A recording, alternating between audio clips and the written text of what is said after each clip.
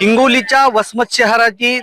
छोटा तलाव आणि मोठा तलाव दोन तलाव आहेत आणि हे रेल्वे स्टेशन परिसरामध्ये मोठा तलाव आहे आणि हा एक तलाव आपण या ठिकाणी पाहू शकता की वसमत शहराच्या रेल्वे स्टेशन परिसरामध्ये असेल शुक्रवार पेठ या भागामध्ये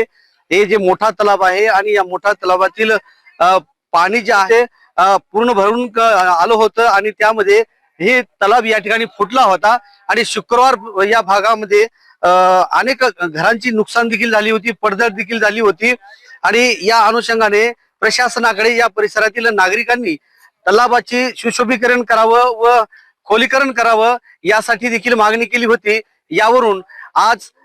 वसमत मतदारसंघाचे आमदार विद्यमान राजूभाई नवघरे यांच्या निधीतून या ठिकाणी खोलीकरणाचं काम देखील या ठिकाणी करत असताना आज याच परिसरामध्ये खोलीकरण करत असताना या ठिकाणी एक सुरुंग सापडलेला आहे, भुयार देखील या ठिकाणी दिसत आहे आणि नागरिकांची सतत कालपासून या ठिकाणी पाहण्यासाठी एकच गर्दी होत आहे की नेमकं इथे काय घडले, इथे नेमकं काय आहे। याच्यामध्ये कुणी म्हणते सोनं आहे तर कुणी म्हणते भुयार आहे, तर हे नेमकं काय असणार आहे यासाठी संपूर्ण हिंगोली